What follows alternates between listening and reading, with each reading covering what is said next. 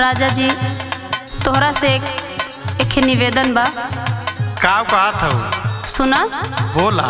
हमके लागे तोहार बड़ी माया, हमके लागे तोहार बड़ी माया, हमके लागे तोहार बड़ी माया। हमके छोड़ के ना कतहीं तू जाया, हमके छोड़ के ना कतहीं तू जाया, हमके छोड़ के ना कतहीं तू जाया। हमके लागे तोहार बड़ी माया, हमके छोड़ के ना कतहीं तू जाया है राजा।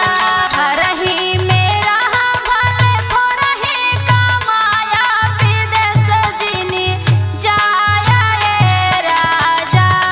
किया रही रहा कमाया खाया, विदेश नहीं जाया ए राजा।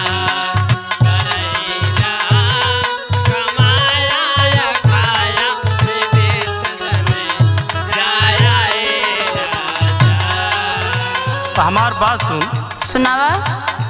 ऐसे लड़का नियन जे मायाबू, ऐसे लइका नियन जे मायाबो, ऐसे लइका नियन जे मायाबो। ना कमाइब तो बोला काव खाबू। ना कमाइब त बोला काव खाबो, ना कमाइब त बोला काव खाबो।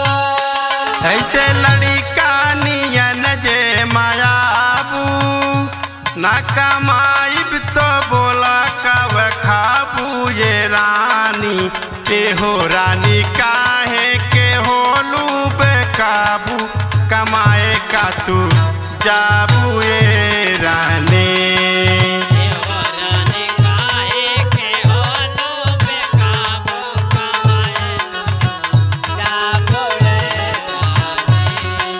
देवरानी काहे के होलो बेकाबू, कमाए जाबो रे रानी।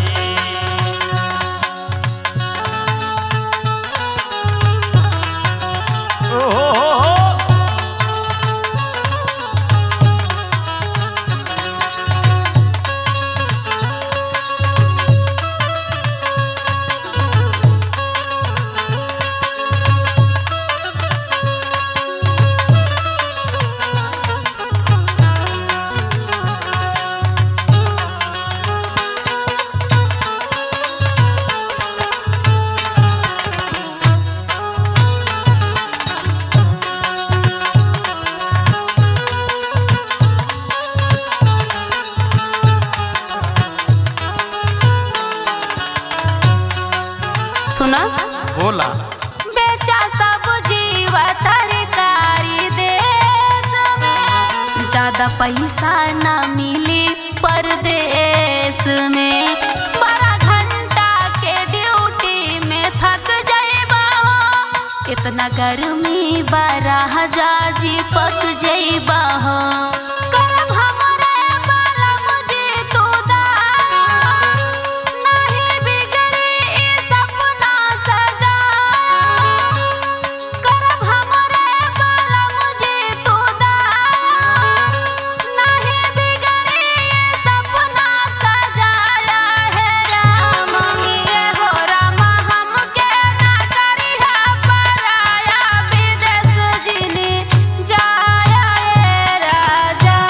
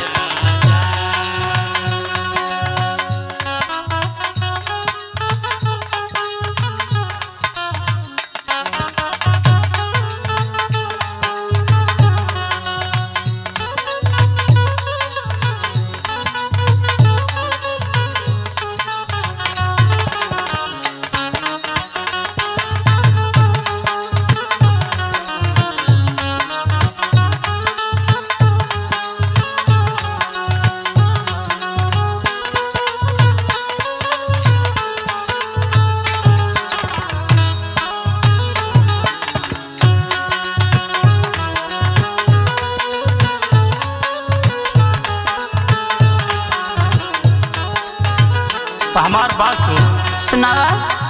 हमरे ऊपर बड़ी जिम्मेदारी बाहो, नाही मालूम तो के दुनियादारी बाहो।